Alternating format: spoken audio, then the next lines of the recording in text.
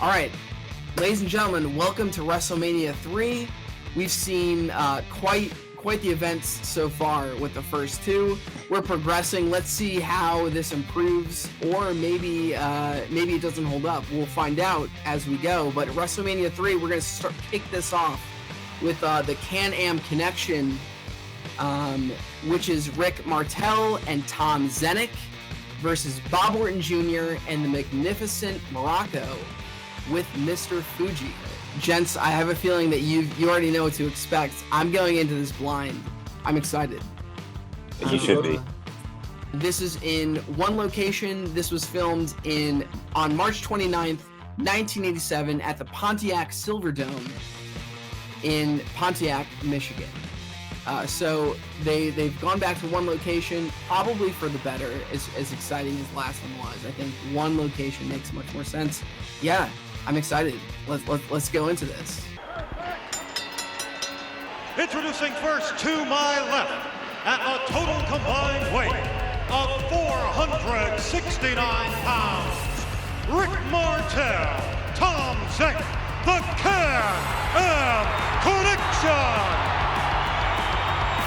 Their opponents to my right, at a total combined weight of 513 pounds, the Magnificent Morocco. His partner from Kansas City, the Ace Cowboy Bob Orton. That was match 1 of WrestleMania 3. So this match just ended. Rick Martel gave the Magnificent Morocco a high cross body with Zennick on his hands and knees, giving the Magnificent Morocco what Gorilla Monsoon called a little schoolboy trip from behind, allowing Martel to get the win for his team. What are your thoughts? I think that it's almost like compared to WrestleMania 2 and WrestleMania 1, they're starting to learn at WWF how to open up these shows, because that was a really good opener. It was like a pop song almost. It was like a few minutes in, lots of excitement, and let's get out of here and get on to the next thing. Very exciting. Two very technical wrestlers, very exciting, very like the Rockers before the Rockers were a thing. High flying, mobile, agile, good like bodies, and clearly rehearsed their double team and how to get that stuff done.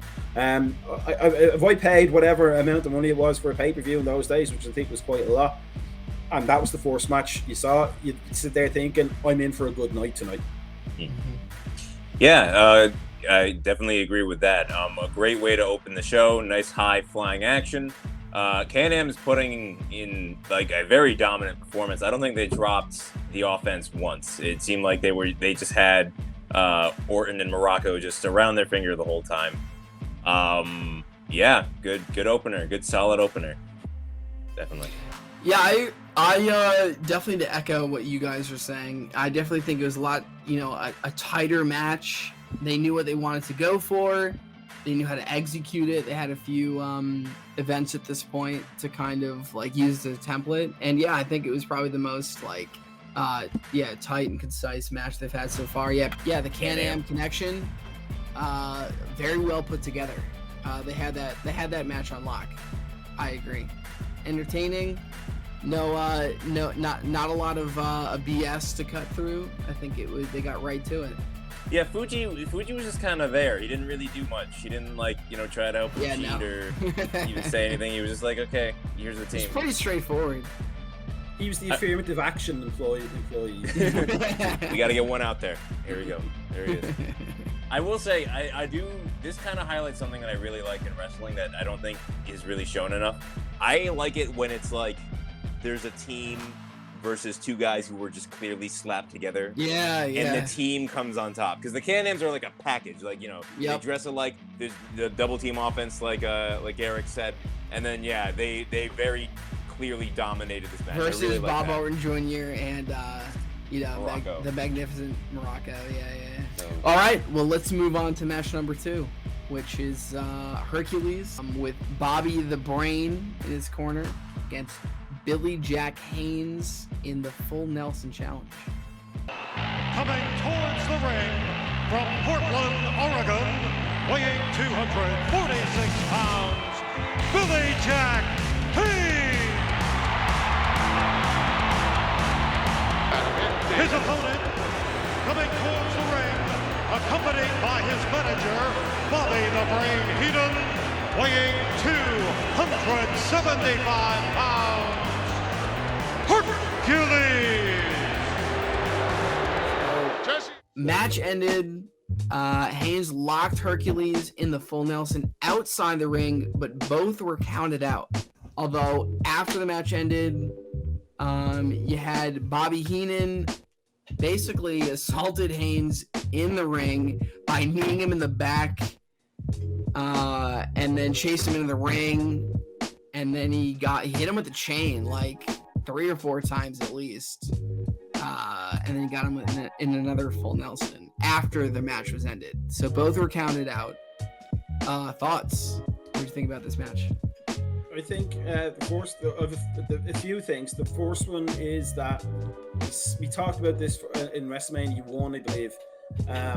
The junkyard dog having the chain around his neck was almost just like an adornment. He could have had a feather duster on his head or something like that for all the kind of use it did. Whereas with Hercules with the chain, it has a purpose. It's an illegal weapon he can use when the tide is turning against them.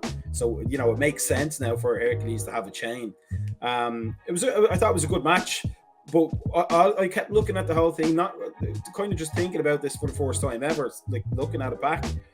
If you shaved Billy Jack Haynes' beard off, put some tassels on the bands around his arms, and then gave him some cocaine, you have the Ultimate Warrior. He was almost like a prototype Ultimate Warrior in the sense of using his strength as his big selling point, and not necessarily going for any sort of technique or speed. Hercules was much the same, but his character is pretty much Hercules, the Greek myth almost. But Billy Jack Haynes almost looked like he was the template for the Ultimate Warriors look down the line. But 2 big men, like 2 big muscly men, not particularly fast in comparison to the match we just saw with the Can-Am connection. And I thought it was a good and entertaining match. Although the full Nelson things didn't make any real sense, given that it wasn't the way to win the match. I don't understand what the point of that was. Even calling it like the full Nelson challenge. When Hercules went for the pin, I was kind of confused as to what was happening there. But yeah, I don't know. It was a good match. I feel like the only reason it felt way slower, I think, just because of the match before. Like the first match being so fast, it felt like they slowed it down a little bit, maybe to bring them down so they can bring them back up again. But overall, it was all right. Just a sort of average match. The blood and the brutality at the end was kind of shocking, actually, especially for a match that didn't really seem to have a whole lot of stakes going in besides bragging rights. I didn't really expect such a vicious beatdown to end the match. But yeah, overall, two big dudes, just 2 big meaty men stuffing meat. Yeah, nothing wrong with that. I think the blood thing though, just it kind of makes it more real. Like it really it sells the whole thing that this is like they're really hurting each other in there, and like it's possibly something that is missing right now. But it's definitely something that when you watch it, especially if you're a young person watching that and going, these guys hate each other. They really must hate each other to be hitting each other that hard. Yeah, I mean, good match. I echo a lot of what you guys are saying. Interesting to have both of them counted out outside the ring. Yeah, quite classic WWE shenanigans. For them to get back in the ring. Yeah, to have Bobby Heenan just assault Billy Jack Haynes with a chain was interesting choice. Seemed to get bloodied up. Yeah, it was entertaining otherwise, though. Interesting choice to have them both counted out outside the ring, though. Yeah, I was not expecting that result, I gotta say. The thing, if you're gonna have, Hercules, standing tall at the end, why not just have him win? Yeah. I understand maybe you don't want to, you want to keep Billy Jack Haynes looking strong, But I mean, either way, he's laying bloody to, maybe have him cheat to win or something. But the double countout did seem a little unnecessary. Yeah, it was kind of weird. Yeah, I agree. Also, Strange a really choice. fast count. He must have had hot pockets in the back room waiting on him. Got to get in there before they turn to cold pockets. Yes. Yeah. All right, let's move on to match number 3. Listen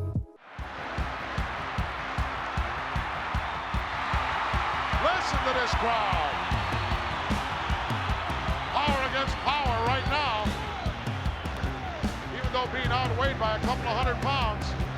These guys are enormous. Whoa. So on to match 3, we had the mixed tag team match between King Kong Bundy and the team of Lord Littlebrook and Little Tokyo against Hillbilly Jim and the Haiti Kid and Little Beaver. So I guess the rules were of this match that midgets could fight midgets and that neither Bundy nor Hillbilly was allowed to attack the midgets. Although during that match, Bundy tagged in and Little Beaver refused to tag out immediately. And so, yeah, he hit him with the walking condominium and with a drop kick to Hillbilly Jim. And King Kong Bundy's team was disqualified when Bundy attacked Little Beaver because Bundy was not supposed to be in the ring with the midgets. So, quite the match we just had here. Yeah, thoughts. Well, if we had in WrestleMania 2 with Paul Orndorff and the casual racism, now we're getting casual ableism. Yeah. But I mean, that was a gimmick of all gimmick matches. The gimmick being that it was terrible. Really. It was a nothing match. I mean, it would have been just better off as King Kong Bundy against Hillbilly Jim. And like the way it ended was almost like they didn't know how to do the whole thing in the first place. And then just go, look, let's just get a disqualification. King Kong Bundy does something to one of the little lads, and then that'll be the end of that. But like, no build up to it, no storyline to the match. Literally just let's start the match. One tag, one elbow drop, it's done, and let's get out of here. Weird one. Yeah, I'd agree. I mean, I understand that this was not for us. This was for like the kids. This was like if it's a family show, this was like the kids this is gonna be funny for the kids to see and all that. At the same time though, I do agree, it probably would have been, I would have much preferred to see Hillbilly Jim and King Kong Bundy just kind of duke it out, once again, two big meaty men slapping meat. But yeah, I don't know. Besides that, it was like 3 minutes. Not much else to say. I would have liked, maybe a little bit more. Even if we're gonna do this ridiculous kind of ending, have a little more fun with it. It was literally just he attacked the small guy and then walked out. I don't know. The little people even wrestle the little people in that at all? No, they didn't Barely. even. Yeah, like I don't think they. Let's see a bit of that. Like, yeah, if we're gonna go all the way with this, let's go all the way. Let's have some ridiculousness. Let's have some fun. Let's have, some shenanigans. Right. I mean, like, kind of piggybacking off what you guys said. Strange that the two quote-unquote midgets barely fought. Although, I guess Little Beaver. I mean, he did attack. Or he attempted some moves on King Kong Bundy a couple times during that match, and Bundy hit Little Beaver with the body slam at one point. So like a little bit of interaction, but yeah, it was really strange. Definitely short, quick, entertainment only match. I feel like I don't know if any previous storylines were progressed based on this match. I mean, am I wrong about that? Yeah, somebody getting workman's comp, that's probably the Yeah, that's the only storyline we're progressing right now. Yeah, and I guess, I don't know, get more eyeballs onto WrestleMania 3 was the goal of that match. Well, I mean, even hearing what this match was going to be, even I thought there was going to be. I thought, I didn't, go in expecting like a 5-star classic or whatever. It was going to be stupid, but I wanted it to be stupid, not nothing. Right. Yeah. Bit of a waste. Yeah, that's the reaction to the match from Marvin. It's a meh. Yeah, honestly. Doesn't detract from the event, doesn't add anything to the event. If it didn't happen, we wouldn't miss it. On to match number 4. Coming to the ring, accompanied by the keeper of the crown, the ladies champion, the fabulous Moolah, and also manager Bobby the Brain Heenan. Introducing, ladies and gentlemen, the king of wrestling, Harley Race. The opponent, the Junkyard Dog.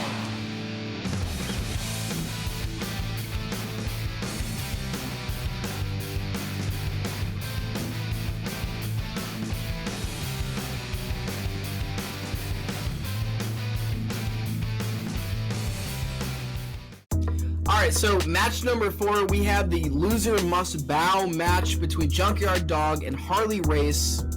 Match ended with Race giving Junkyard Dog a belly-to-belly suplex while he was distracted to give Bobby Heenan, or distracted by Bobby Heenan, I should say, to get the win. He was shorted. Junkyard Dog, what does he have to do to prove that he's the superior wrestler in this case? I think he's got the charisma. He's got the fighting style. This is my opinion. Man, what does this guy have to do? I feel like, it's rough. That was a short match, and unfortunate that it went that way. Thoughts? I think you're right. I think knowing some of the backstage politics that happened at the time, I think what held him back was probably nothing to do with Junkyard Dog himself, that he couldn't change, so to speak. But in this one, I just thought it was a good match because it was two veterans who knew how to walk the ring and work the crowd as well. I thought it was for somebody flabby and old, and at that point considered a veteran, Harley Race put together some good technical moves as well. I also like the difference compared to modern wrestling, where everything is almost finisher, kick out, finisher, kick out, finisher, kick out, finisher, kick out. This was won by a basic move, a little belly to belly suplex, and then that's it. The game over. The ending after the bell went was probably more interesting though than the finish, so to speak, with the chair shot. Put a little bit more excitement and drama to that than the finish. But yeah, you kind of feel bad for the Junkyard Dog at this point. He's clearly the crowd favorite. You know what I mean? You could see it during the match. Even I think just about a minute into the start, he was working that crowd, and they were ready to be worked by him. He hits a headbutt and everyone explodes. That's it. The most basic move he could do, and he had them in the palm of his hand the whole time. It's amazing. The charisma is off the charts. I don't. Yeah, I'm also just confused as to why they didn't just why wasn't this guy the face? I guess give him a win. Give him at least, at the very least, give him a win. Maybe not even a belt, but just let the people cheer for who they want to cheer for. I don't know. Otherwise, I agree. Good match. Simple, but as simple as it needed to be. It didn't, wasn't overly complicated.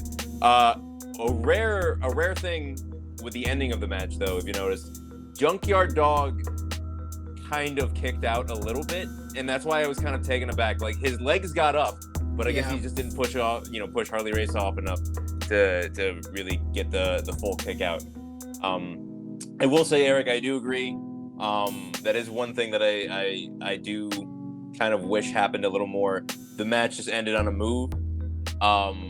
Today, I understand the need for finishers and I understand their purpose, but it keeps you on your toes a little bit more when the match could just end at any time. I was like shocked when the ending happened. I thought, okay, it's a belly to belly. He's gonna kick out. It's gonna keep going. Nope, that was it. That was it.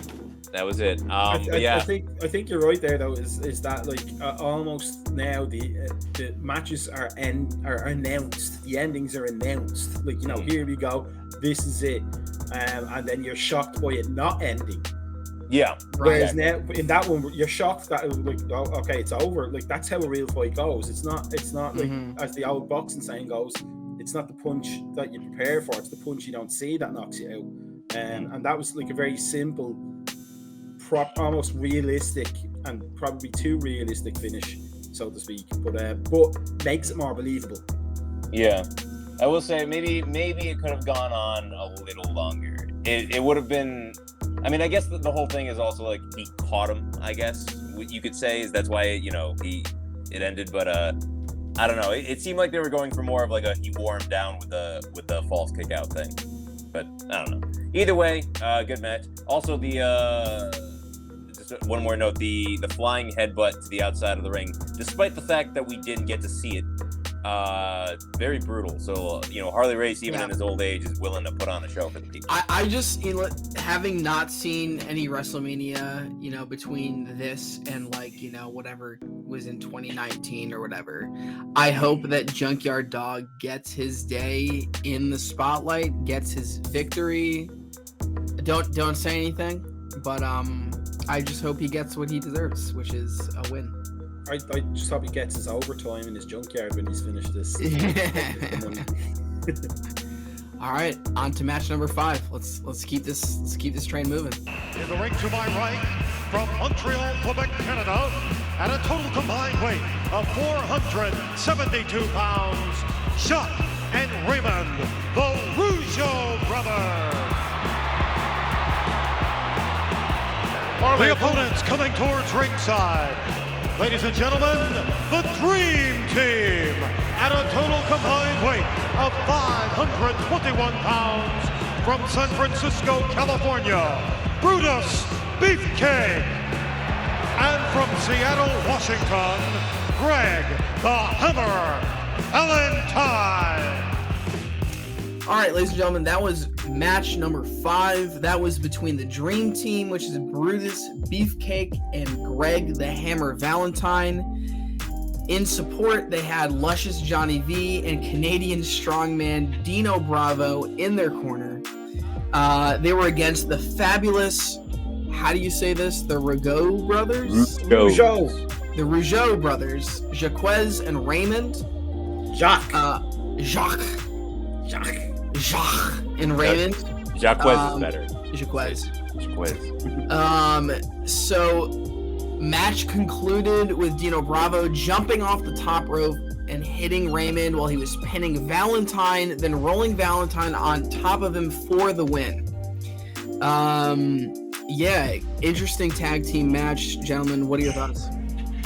I think for the Rougeau brothers, just as we talked about the Can-Am connection earlier on, is you're kind of seeing almost the emergence of proper tag teams rather than two wrestlers just put together. Like they have rehearsed moves, that have proper double teams that they understand, both play a part. Especially with like that move with the crotch shot off the top rope. I've never seen somebody punched in the face by a testicle before, but and then you could tell during the match just from the commentary, because we were wondering why Brutus Beefcake was starting to be called Brother Brutoy, etc., etc. But you could see the beginnings of the face turn, because he's a heel right now, and he isn't after this. So you could see like the beginnings of that little feud there. But that was a good match. I think more to sort of to display the Rougeau brothers, who become a sort, not a force in the tag team ranks, but definitely up there for a time. And they were that new breed of tag team where they had the athleticism, they had the look, and they had the coordination between the two in their double team moves. but good match nonetheless. Yeah, I'd mostly agree with that. It was all right. I don't know. I kind of prefer, maybe just because I saw them first, I kind of feel like the Rougeaus were kind of like the Can-Ams, like not like less. I don't know. Maybe they also didn't really get as much of a chance to display their athleticism as much. But yeah, overall, I was just more confused by, like, I understand they're setting up for Brutus Beefcake to become a face down the line. I was just more confused as to why that was the catalyst. Like, he accidentally hits Greg Valentine, and then, Greg's about to get pinned, but the Canadian strongman comes in and breaks up the pin, and they still win. Somehow, like, Brother Brutus is upset about that. I don't know what it seemed like a weird kind of number of events that didn't make a lot of sense Yeah. But beside that, yeah, it was a pretty decent match overall. Maybe he just didn't like Canadians, and that was. I mean, that's valid. But yeah, no, it is confusing. And that's the kind of thing that detracted a little bit from wrestling, I think, sometimes, is how they set up these character changes almost haphazardly and randomly sometimes. Almost like, they could have got away with Greg the Hammer Valentine not tagging him properly, and it would have the same connection to the fallout, because it seemed like, really, when you look at it on the surface, that he decided that he doesn't like them anymore because they left without him. He wanted to ride in the cart and they left without him, and now he has to walk back to the locker room, and he's very upset with that, because that would make more sense than how it actually went down. I mean, even that would have been a thing I could understand, like, just give him some reason to actually be upset. I don't know. I do feel like, though, this is the first time since we started watching these that we've seen that happen on this show. Am I correct in that? I think so, yeah. It sounds right, yeah. There hasn't been a turn yet, so this is, maybe that's just something that else they're experimenting with a little more, is doing it, kind of in the ring, as opposed to whatever, or during a match. Like, it seems like from a storyline point of view, you'd almost think that maybe Greg the Hammer Valentine stays in the ring for the whole match and doesn't tag Brutus in, and then keeps, making kissy faces at Dino Bravo, almost like you're going to be a better partner for me down the line, and ostracizing Brutus would make a lot of sense. But for it to turn that way in almost an innocent fashion, like, suddenly he's got an attack of conscience because they've cheated their way to a win, which is what they've been doing pretty much for the last year or two, or whatever it was. It just smacks of Brutus Beefcake saying to Hogan, "You know what? I don't want to be heel anymore. Can you make it so that I'm not?" And then Hogan exerts his power for his best friend. Yeah. Plot wise, it does make a lot of sense, though. Yeah, but overall, yeah, pretty good. Agreed. Overall, I think Dream Team is a well-oiled machine, if you know what I'm saying. And I think the Rigaud brothers, also pretty solid tag team. But yeah, I kind of agree with Tim. I think that they weren't given as big an opportunity to shine, or maybe they just need a little more development as a team. But overall, a good match, entertaining mashup, I will say. On to match 6. Approaching ringside, accompanied by the manager, the Hub of the South, Jimmy Hart, from New York City, weighing 298 pounds, the adorable Adrian Adonis. Way down it, approaching ringside from Glasgow, Scotland, weighing 232 pounds, Roddy Piper. So this match number 6 of WrestleMania 3, we had the adorable Adrian Adonis, who was accompanied by the Mouth of the South, Jimmy Hart, into the ring versus the Rowdy Roddy Piper. Interesting match. This was a hair match. That's what it's called, right? Yes, hair match. versus hair. Hair versus hair. So loser gets their hair cut off. Interesting match between both of them. Adrian Adonis taking an early lead, pretty dominant lead until the end there, when an assumed victory was interrupted by when Jimmy Hart and Adonis were in the ring kind of celebrating what they assumed was their victory. Brutus Beefcake got in the ring to help Piper recover, kind of revived him, and then he attacked Adonis and put him in a sleeper hold, and that's it. That was history. Thoughts? I don't know. I know we were literally just talking about, they're gonna turn Beefcake. I didn't expect it this quickly, nor did I expect to see the origin story of the barber, of Brutus the Barber Beefcake, right before my eyes. I thought it was a overall entertaining match. Piper is always great when he's selling. Just the kind of loosey, kind of gummy way he moves is funny. Overall, good drama between the two, and a satisfying ending. The revival of Roddy Piper was very just kind of weird. He just kind of shook him a little bit, and that was all it took to wake up Roddy Piper. But besides that, fun times.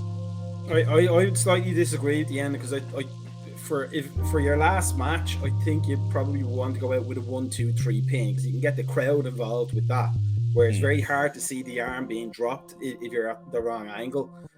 So it was kind of a bit of a disappointment in that sense. It was a very subdued ending, but two great workers who knew what they were doing. They totally sold that match, and Jimmy Hart, to give him his credit, selling his part in it as well. He was a really good heel manager. But the barber thing was it was just so put together at the last minute almost.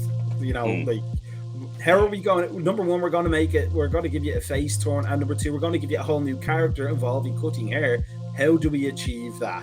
Well, here's what we're going to do, and it's going to be so very obvious. But yeah, it was a good match. I just think that the ending would have been more conclusive if it was a pinfall rather than a disqualification or a sleeper hold, whatever count out. But the ending of it was quite fun. Like that's the cartoonishness you sign up for with professional wrestling. Somebody getting the hair cut in the middle of the ring and clearly showing that they bleached their hair, because his roots were as dark as anything. Yeah. Well, as we said when watching it, they really need to sort out any time to do some sort of hair match, getting at least a high range clippers, because they seem to struggle to cut the hair. Yep. Like very really much so badly. Like maybe give them wigs or something to wear. But for Piper's last match, I mean, like I know that they had a falling out because he wanted to do the They Live movie, and Vince McMahon wanted him to do some WWF funded one, and that's why this was his last match. But it always looked like he was relieved to be going when he was leaving the ring. I was like, right, my time's done here. Thanks a lot, lads. I'm off. Well, I mean, if you like, as much as I love wrestling, I can understand, compare, going off to be a big movie star, which he, I assume he thought he was going to be. Sadly, was They Live his only movie? I mean, I know he did like. No, he was in Hell Comes to Frogtown as well. And possibly see any sequels to that. But the thing was, They Live was directed by John Carpenter. He said this in an interview himself later on. He was offered whatever the WWF at the time movie was, that the script that Vince McMahon wanted him to do, or They Live, and he said it was no choice. They Live was being directed by John freaking Carpenter. He wasn't going anywhere else other than that.